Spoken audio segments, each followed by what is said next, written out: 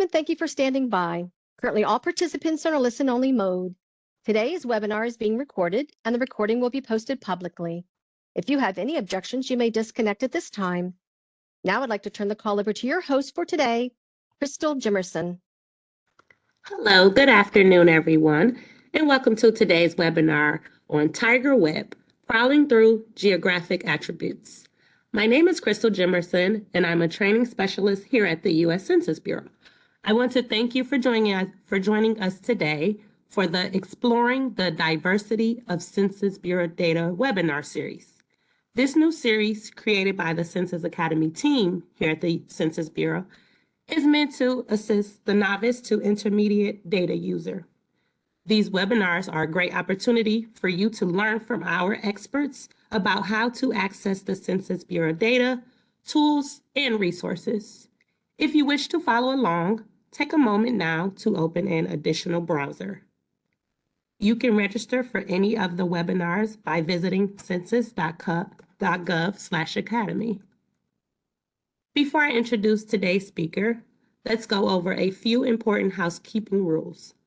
As mentioned earlier, this webinar is being recorded. For your convenience, it will be uploaded to our Census Academy site with all supplemental materials relating to the webinar within 30 business days. We welcome written questions during the webinar. Please submit your written questions using the Q&A panel, which is at the bottom center or the right side of your WebEx screen. Please take a moment to locate that now. Once you've found the Q&A panel, make sure you choose all panelists from the drop-down menu. This will ensure we see your question. Also, we ask that you do not include any personal or business identifiable information with your questions. We suggest keeping the chat panel open, as we will provide key links and other resources throughout the webinar. Keep in mind you won't be able to respond to the chat. That is for us to send out links and other resources related to the presentation. My colleagues, Carol, Dave, and Susie, will be monitoring the QA panel. As time allows, we will answer your questions directly through the Q&A panel, or we will share your questions with the presenter to respond to during the webinar. If we do not get to all the questions with the response during the webinar, we will post the questions and responses with the webinar materials on the census.gov/academy site within 30 business days. As you know, we are in a virtual environment and sometimes technical difficulties might occur. If you are having issues, try a different browser such as Chrome, or consider logging out and coming back into the session. If you are having audio issues, try selecting the computer audio or calling into the webinar via phone. Now I would like to introduce our speaker, David Krager. Thanks again for being here today. David, you may begin. Okay, thank you, Crystal. All right, my name is David Krager. I'm a data dissemination specialist with the Census Bureau. I live in Greater New York, around Greater New York City.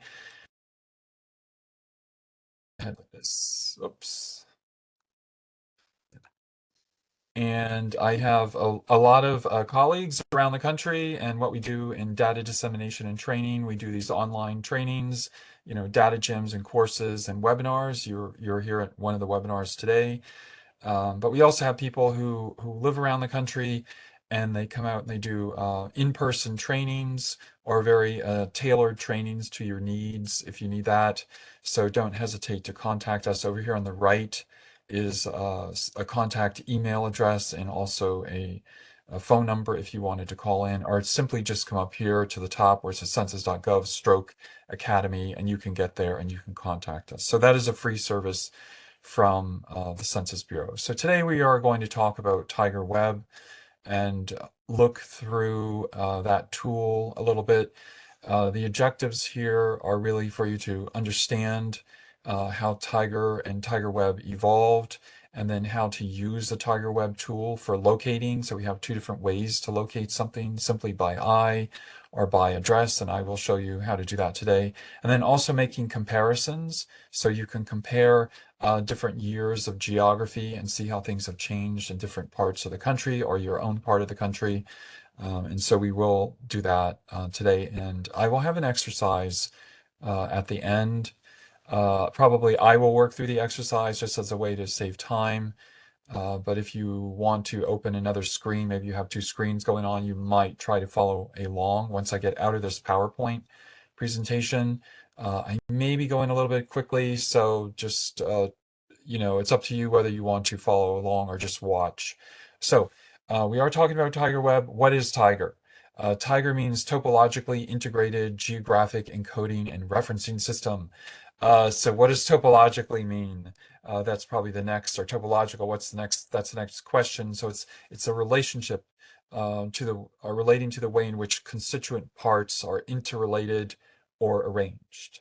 Okay, so a topological map is a very simplified map, not to scale, so with no relation to the real distances. So that's as if you have somebody, your neighbor has asked you to draw a little map on a piece of paper, explaining them how to get from maybe your house to the new Walmart that they built somewhere, and you've put everything on that map and drawn it out as best you can, but nothing's really to scale. Maybe not everything is actually there, but you try to get everything topologically in the right place as best you can to help your neighbor get there. So that's what some topological really means. So let's just think about Tiger, though, the evolution of Tiger.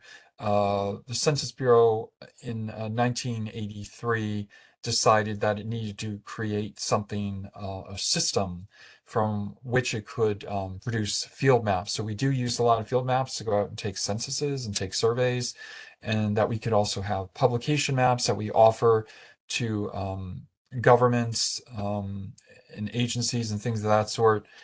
And then we need something we could do address geocoding on, and boundary and collection and verification. Over here on the left, you see some of our workers back in the day using these maps to plot the work and where they were going to go to, how they were going to go get the survey or collect a census, or conduct a census rather.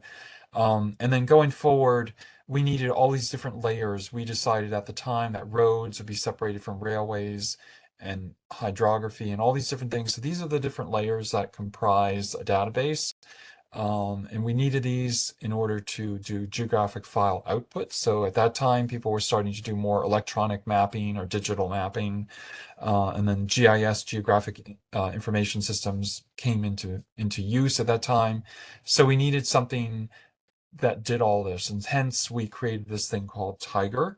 1983, we started working on it, and we got that ready for the 1990 census so that we could print and collect data in that sense. So from 1990 to 2000, just to get a little bit of background on this, if you look over here on the right, we were looking for topological accuracy. So we were making sure that everything, the blocks that we were using or the streets that we were using to find addresses to collect census data were in the right place, as opposed, next to each other, but not necessarily the length was right or the curvature was right, but it was in the right place. And then as we move forward and look at the image on the right, as I hit the button here, we started going for geographic accuracy. So from 2000 to 2010, we took that same database and we started trying to align it and make it very geographically correct, that all the latitude, longitude points were where they should be. It didn't, it was in its infant stages, and things are still moving along. And then from 2010 until 2020, and even till today, we really got this tightly geographically located in there, and everything we got it right on. And I call this geographic or geo-harmonization. We're not just trying to make sure it's accurate, we're trying to make sure it's in harmony with other databases. So for example, Google Maps, or maybe you have a Microsoft Maps or Apple Maps and things of that sort. So we wanted to be in harmony with other databases as well. So that's sort of the history or the evolution of Tiger. And then we want to think about who actually contributes to Tiger. So the shapefile and address updates, we have different parts of that. So shapefile meaning the actual line work of it, and then we also behind the scenes have a lot of addressing going on that you can't really see there. So over here on the left, I have some bullet points. Local governments, we come to them and we ask for updates and for them to monitor it, and they may actually look into TigerWeb to see if anything is correct or incorrect. State governments do the same thing. Tribal authorities do that. Other federal agencies feed us data as well and feed us information, and particularly the U.S. Postal Service gives us a lot of information that we use to figure out, where things have changed. We have a lot of internal and what we call change detection. So over on the right, this image, you see people in one of our facilities looking at aerial photography, trying to figure out where things have changed and what needs to be updated in Tiger. Some of the updates, I won't say many, but some of the updates used to come from our field staff, so people working in our field offices around the country. That effort at the moment seems to be defunct, but you never know. It could be somebody might, open it up again and we start using that method. And then Census Bureau employees, actually, there's sort of a little editorial effort going on here, and they oversee these updates, making sure that not just anything is shoved into this database, but in fact, it looks like it makes sense when it goes into the database. So those are the contributions, but then what is the frequency for that? So Tiger is updated daily. There's all sorts of things coming in from everywhere, all sides, and these things are updated little by little each day. But then we have something called batch. We get some batch processing coming in too, like maybe from a state. They send all sorts of updates and they send it in. And it's like, we call that a batch, and we do that sort of processing and try to get that into Tiger as well. But once again, there's always some sort of editorial oversight to this. Then the updates are loaded typically twice a year to TigerWeb. Now, I don't know when during the year those are updated, are loaded into TigerWeb, but it is twice a year. So there's always like a flurry of activity just before those updates get put into TigerWeb. The Census Bureau is sort of, under pressure to get it right just before they update it into TigerWeb. So let's think about this as well. I did talk about local governments and tribal authorities and all sorts of what we call at Census Bureau local governments. We have these programs, and they can come through. They're invited to make updates. So we don't just take updates from. We don't really take updates from the general public. We do it through different processes, and they're usually predicated to local government, state government, and maybe other federal agencies, but in general, it's local government. So here's the first one: is local update of census addresses. That's an address update effort that we put into play once every 10 years before a decennial census. And then the third one here, program for statistical areas and participation. That's all about boundaries and how people want to formulate their census tracts and things of that sort. That goes usually through county government. And once again, that is usually before a decennial census. But the middle one here, boundary and annexation survey, is an ongoing survey. It is sent to most local governments or incorporated places and counties every year. Sometimes it's every other year.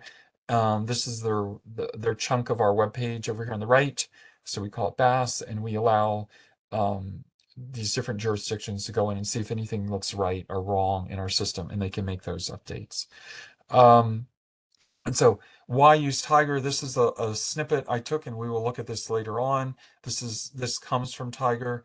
Municipal officials, once again, and the public may view Census Bureau geography just to see what we're using behind the scenes to take a census or to gather data for American Community Survey. Users can view Census Bureau geography without a GIS, so they don't really need to load in our boundary and shape files into a GIS to see it. They can actually see it right here.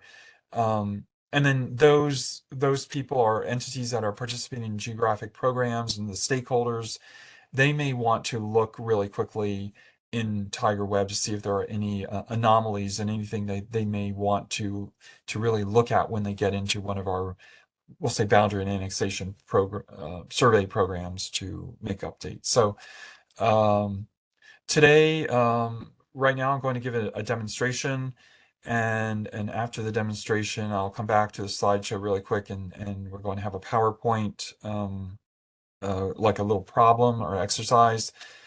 If you want to get into Tiger Web right now, this is the URL. If you have, maybe another screen and you want to look at it while I'm going through it, that's fine with me. I'm going to switch over really quickly over to my Tiger Web. And here it is, Tiger Web, if you can see that, okay. So if you had gone into tigerweb.go.census.gov, you would get to this page right here, this entranceway. And so I want to give you a little overview into this. So over here on the left, the contact us. If you come into Tiger Web, if you're using it one day and you find something that's not working, or you find a geographic anomaly, something you don't think should be there, you need to write to this email right here, geo.tigerweb, and somebody will monitor that and help you or see what they can do with it. I'm going to skip down right here. It says Tiger Web brochure. Let me just open that really quickly. There is sort of a helpful brochure here that you can print, and you can look at that, and it gives you some pointers and that sort of thing about how to use Tiger Web. You might want to print that out and just have it handy. So that is there as well if you wanted that.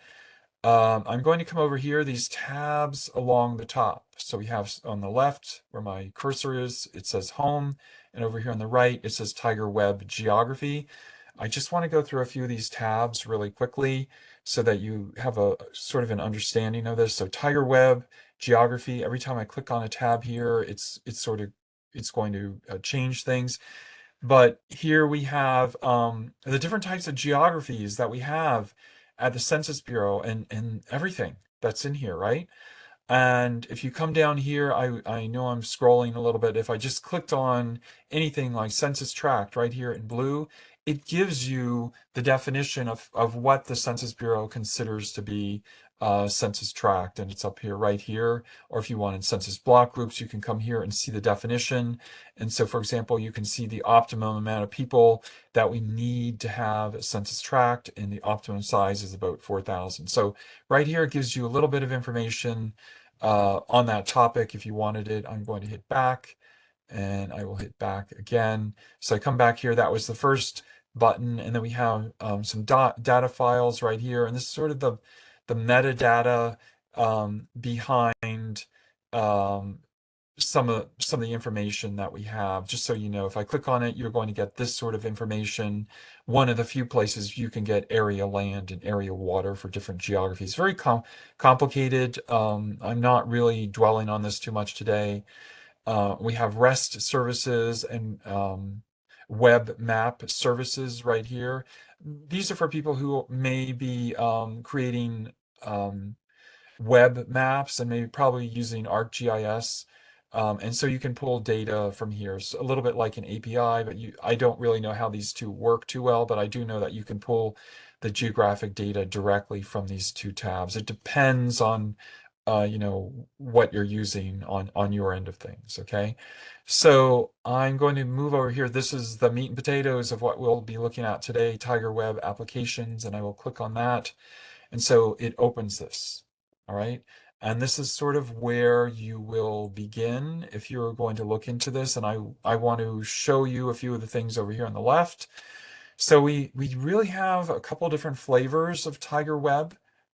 And I will be toggling or working back and forth between these today. So we have the Tiger Web for American Community Survey and anything that we're working on right now. So I'd mentioned BAS before, and here's an ACS, American Community Survey, and then I believe it incorporates the latest 2020 census, all right? So this is an ongoing thing right here. It's always having the latest, greatest updates to the system.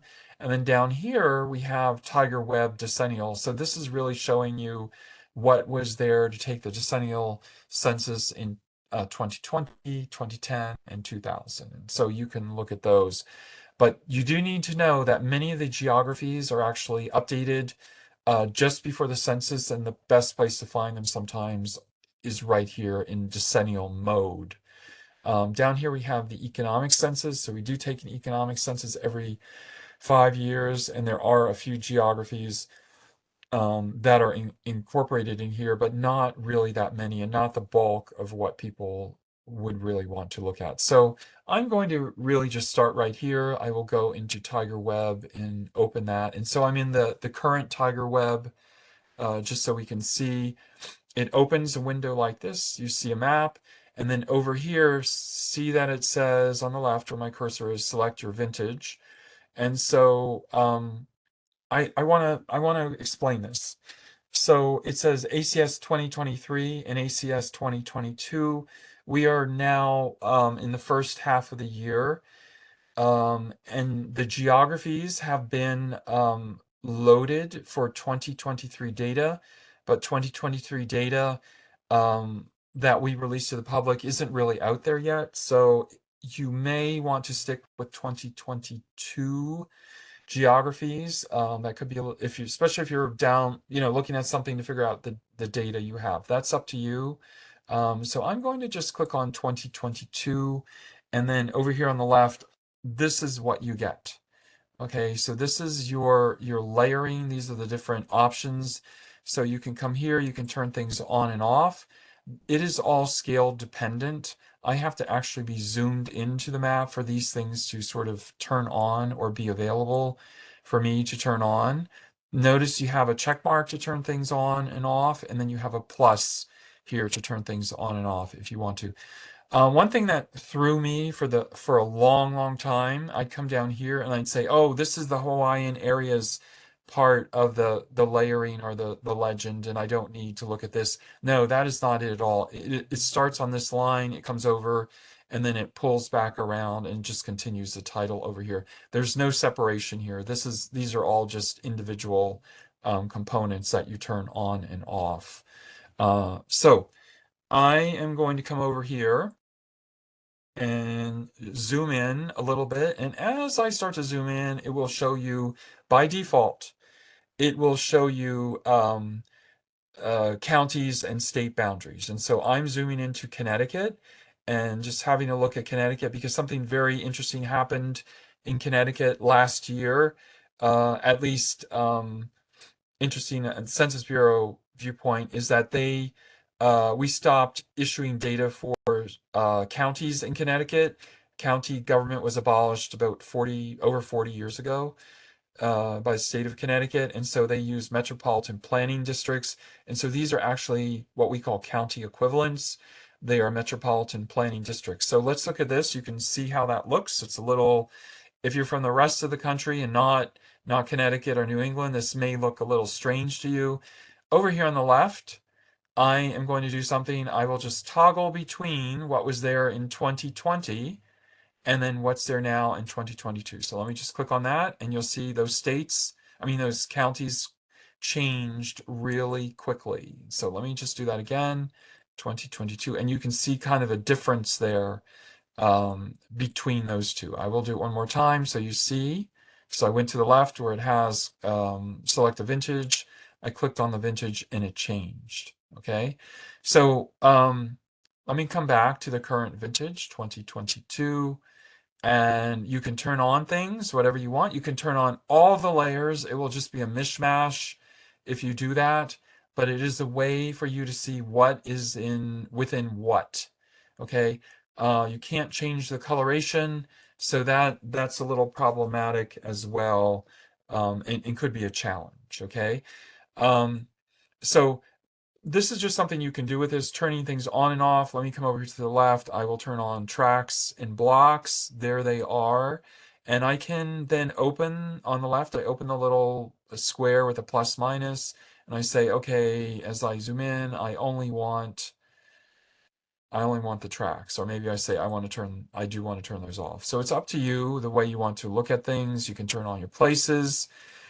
This is always a great place in Tiger Web to see what are incorporated places and what are census designated places. You can certainly see them very prevalently here in Tiger Web. So you can see that. All right, I'm going to do something. Let me just clear this out a little bit. Over here, I will stay in ACS 2022. I leave the map like this. And I do want to do this. I'm going to come here and put in an address. Okay, so I come up here And I put in this address. It used to be our office in New York. New York, New York. So I'm up at the upper right, and I just want to show you there's a little address lookup key, little window, and I hit return, and it finds it in our system. And actually, I think I put in the wrong address, but that's okay. It's close enough. The system will find that address in Tiger Web. Then I come back over here on the left, and I turn on my layers. So I said, well, let me turn on the labels and let me turn on the streets and transportation. And so now I see where this is. Okay. And actually, I wanted 32 Old Slip. I put the wrong address in there. It's okay. It's all good. We're just looking at what's here. And you can kind of see how things lay out in Tiger Web. And up here at the right, there are some buttons, some icon buttons. And the second one has an eye, and I click in the eye, and then I click in the block that was there, and it over here on the left, it gives me some information about that. It tells me what county it's in, what state it's in. Maybe if I want to click in another block, I could come here, and let's just see if that works. Sometimes it works, sometimes it doesn't. Okay. But anyway, that is one thing you can do. Let me go back to the layers. I think I needed to have a few things on. I will come in. And you can start turning on all your layers if you want to. If you have an address, and I'll just show you, if you look over here on the layers, this is one place where you can find this. Down here at the bottom on the left-hand side in the layers, it has the urban areas. If you turn that on, and I turn this on right here, you can see if your address is in either in an urban area or non-urban area, which would be out here, which would be rural. This is New York City, of course, everything is urban, but had I put in an address out here, I could determine, is it in an urban area or is it not in an urban area, as we call it at the Census Bureau. So that is something else you can do with this. So that's how you can find an address. Just use the key up here. I do want to let you know, not all addresses are in there. Tiger is kind of married to our system called master address file. Now, the master address file tends to have almost all addresses in it, but some of them don't always carry over into Tiger. So you could go looking for an address is absolutely there, and the system does not find it. So if you cannot find an address, the other thing you can do is simply just do it by eye. Okay, and so I'm going to show you something up here. I'm going to the north of Burlington, Vermont, and I'm going to turn something on here. My places over here on the left, if I can find it. Here it is, places and county subdivisions. So for those of you in the rest of the US, you probably don't have county subdivisions, but the Northeast and the middle of the country does, often called towns or townships. So I'm actually scrolling in here. This is an incorporated place called Winooski, and it abuts to the minor civil division up here. I can't remember the name of it. It's probably here. I think it might, don't remember. Anyway, let's look at this. I find this very, very interesting. So I have not turned on all my layers. I'm going to come over here to the left and turn them on. Here are the census tracts and blocks. And so I turn them on. And I move in here, and so I see this looks very strange to me. We have a municipal boundary cutting into this, and then on this side it's saying that this is the incorporated place of that municipal boundary. So we have some overlap here, and I turn that on the left, the tracks and blocks a little bit, just so I can get kind of a feeling if something's right or wrong in this section. So and I don't know, if I come over here to the left, I see that everything's in the current tab. And so I say, okay, now what do? I want to see how it was 10 years ago in the 2010 census. So what do I do? Okay, but something looks very funny to me. It looks very strange. And I need to analyze that going back through history. So what you would do is you come up here where it says, if I can do this, layers, I think. Or it might say legend. Let's see if we can get it. Okay, yeah, that's the problem with this. So it has opened a window for me. I'm sort of locked into this window. So you need to go back to the basic Tiger web. Sorry about that. I kept the tab open here. Here it is. I come back to it and I'm going to do this, open Tiger Web Decennial. Okay, so it's a different Tiger Web. Before I had on ACS, I know what I'm looking at. I'm going to come here, zoom in. There it is, that county, and I'm turning on my places so I can zoom in. Here it is right here. Okay, so be aware that there were two Tiger Webs, and I went from ACS into Decennial. So I'm going to show you the difference. Up here where it says Vintage on the left, so see my cursor, and I'm clicking on the little down arrow. It gives me the vintage of 2020, 2010, 2000. Okay, so right now I'm in 2020. I'm going to turn on, what did I have? Places, subdivision, oh, tracks. This is what I want. Tracks and blocks, and I may turn on transportation so I can see that. I'm zooming in here. It does not look right to me. There's a lot of overlap here. This coloration should fit snugly on one side of this boundary or not. So what you can now do is you come up here to the right, and you have right here a little icon. It's the first one, and that's a comparison tool. And you can come here and you can say, I want to compare 2010 to this and see what happened in 2010. And then you come down here and you can hold down the control key and say, I want to look at census tracts and blocks. I come down here, say, okay, show me everything. And I say compare, clicked on that, and then I get, oh, it didn't work. Sorry about that. Something did not work. All right, do it this way. Tribal, sorry. Tract and block. Okay, tracks. Okay, we'll just compare the tracks right now.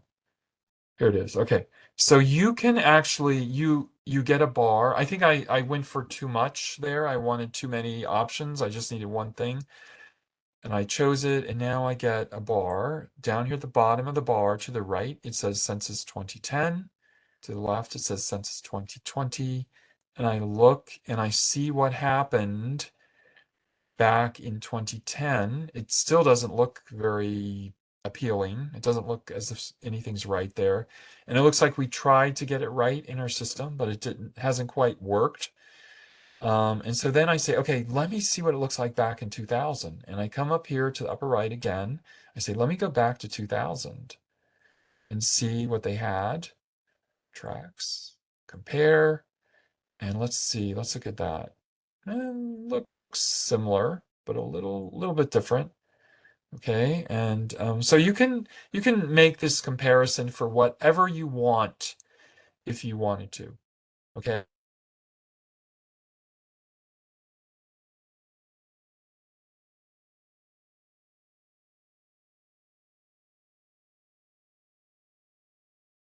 Native places. So I turn on places right here, places and county subdivision, make sure that they're on. Okay, and then I come up here to the right and I say I want to compare 2010 to 2000, and I have to say what part of the map, and I say that's places and county subdivisions. So here I come here and I say I want the incorporated ones and the census designated places, and I say compare, and let me zoom out and show you something. So that is another thing you can do. You can set this up and you can zoom out and you can move anywhere in the country. And so that's what I'm doing. I am visually, we're taking a plane flight down to southern New Jersey. I just want to show you this, Cumberland County. And so here it comes. It's sort of zooming in, and the county planner here, if we look at 2010, in this area had a few what we call census designated places, but this time around, before the 2020 census, she put a lot in, so she can see that we adopted those into our system, and here are those census designated places. So very interesting. You can make comparisons from what used to be there and what is there now if you need to do that. Okay, a couple words on this. Some of the downside of Tiger Web is that you can't change the symbology. It is what it is here. Sometimes it's hard to see colors depending on what is on top of what. The other thing, if there's an error or it looks like an error in there, for example, what I showed you near Winooski, it is what it is until somebody alerts us to repair that error. The other thing is if you're looking at public use microdata areas, PUMAs, those are typically named, but in Tiger Web, there's a numbering scheme that is put there. And by the way, in 2 weeks, there will be a presentation on public use microdata areas by our team. So I am going to go back. Okay, wait a minute. One last thing I did want to show you. Let me zoom in really quickly. Up here in the upper right, it says land mass. There's a big icon right here. You kind of click on it and click on it a second time, and you can get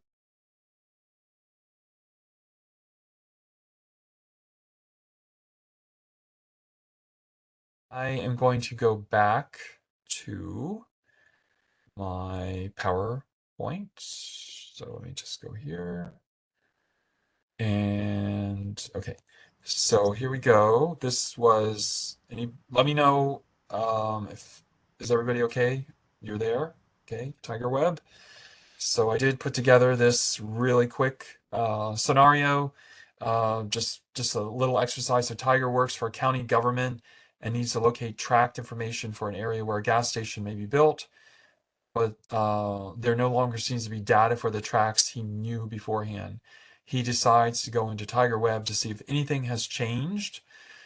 Previously, he was looking for tract data for tract 329.03 in Pasco County, Florida, and the address is actually 4540 Holt Road, Zephyr Hills, Florida. So Tyler is going to use the comparison tool to try to find this. So I think in the interest of time, what I'll do is really just go through my slides and show you what he would have done. Okay, so he would have gone in to Tiger Web, and over here on the left, he would have selected Tiger Web Decennial. Okay, and then once he gets to that screen with the map, he would go to the upper right and he would put in the address. Okay, so now he wants to build something there. At present, there is no building that says 4540 Holt Road, but we have address ranges in our system, so it finds where something would be logically along the road. Okay, something does not have to necessarily be built there. Maybe you are going to build something there. So he finds 4540 Holt Road. He selects it down here and it looks it up for him. And so it finds where that is in surrounding Zephyr Hills, Florida. So he chooses some layers and he turns them on. And this is CT means census tract 329.05. Okay, and so that is what the census tract is now. But previously it said 0.03 to him, and so he didn't really know what was going on. So he then selected the comparison tool at the upper right. And so here it is. He selects that. So he activates the comparison tool. He selects the tracks. He selected Census 2010 so he could see, and then he hits the button, and then he can scroll back and forth here. So he sees that this tract is now known as 329.05 when it used to be tract 329.05, 03 rather. And you can't really see it here, but they combine two tracks, or we combined two tracks. So we took track number 329.03 and combined it with 32902, and we came up with the new track number. That does happen occasionally, but it's not too prevalent around the country. So that was what this person did to figure out what was going on. And you just have to be sure that, make certain that you're in the right Tiger, whether it's Tiger Decennial or Tiger ACS, when you're looking up different data points, I'll call it, or different parts of data that you need. So I think I am at the end, and I am going to ask if there are any questions or any challenges anybody wants to give me to look up something. Hi, David. Yep. Great presentation, and thank you for sharing your screen. Seems at the end there was a couple of people that had some audio difficulty, so I think going through the slide presentation really helped illustrate exactly what was happening. But there was a question that we had about updates to Tiger Web. Could a member of the general public find out when Tiger Web will be updated in I'm sorry, in a particular year? And could a local government or government entity find out when this update would take place? Who would they contact and where would they look? Yeah. So once again, most we don't take in updates from individuals, but if you lived in a town or an incorporated place or a county, and they're participating in boundary and annexation survey, and you think something needs to be added, maybe a road name is wrong, you can I don't know who the person would be who would be in your town or your county who does that. And I don't know that they do it every year. It might be every other year. Sometimes it's on a funny cycle. But usually it's in the beginning of the year that they make those updates, and they get those back to us. Usually, I think around the end, maybe the beginning of springtime or halfway through the springtime, they get their updates into the Census Bureau, those entities, and then that work is done from I would say maybe around now or next month. I'm not really sure of the date. And that all those updates are put in through the rest of the year. And then next year they're released as part of Tiger databases. Please remember that I said there's always like a little bit of editing on our part, a little protective oversight, I'll call it, or editorial oversight. And so people at Census Bureau may receive some updates and they deem them not, maybe they can't put them in at this time, or they need to investigate them a little bit further.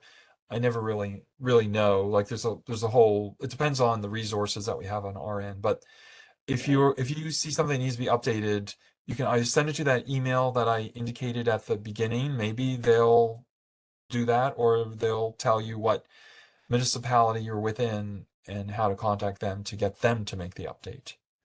Okay, great, thank you. There's another question about landslides. When checking the data, do you look for landslides that change the topography? I don't know the answer to that question. Is It there seems to me that, okay, most of the updating that we did, I showed a slideshow Mhm. where people were actually making updates. A lot of that is more around decennial years, and a little bit less right now. And I think, although I think there's still some going on, much of what we're doing now is reliant on what municipal government gives us, or state government. So for landslides, the best thing is to alert your municipal government. Say if there's something that's has changed, it needs to be changed, that they need to alert the Census Bureau. Okay, very good. Are all US territories completely included in Tiger Web? I don't know. You mean, for example, Puerto Rico or maybe the Guam Mariana or Islands? American Samoa. Guam? Yes, I they don't are. know. They are. Okay. All right. Great. Thank you, Dave. Okay. All Both right. Thank Daves. you. And one more I think we have time for. What about congressional districts? Is there a layer for congressional districts? Yes, that was in there as well. And in fact, this is the best place to look for that so that you can see what has changed. Okay, because that's a drastic change usually. Truth. So you do want to see that. I think they're actually they might be it won't just say congressional district, it'll say the 118th or whatever it is, 117th or 6th, so that you can make a more accurate comparison. Okay. Yeah. And does this data incorporate assessor parcel numbers? No. No, it doesn't. Thank you so much, Dave. This was wonderful. Susie or Dave, did you see anything that stuck out that would benefit the entire audience?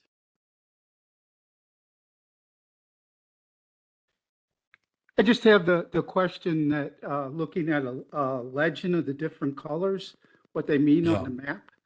And I believe you can see that in the user guide. And I put that user guide address in the Q&A. And then you can also see it by turning off a layer. So if you turned off tracks, you would see those green lines go away. If you turned off places, you would see the pink areas go away. Yeah, definitely. There was also a question about demographics, but those are not available on TigerWeb. You do have to go to data.census.gov for demographic information at different geography levels. And if you're not sure how to do that, you can always contact us. One of the ways is what David is showing you on the screen now. So don't hesitate to call us if you're having trouble finding demographic information.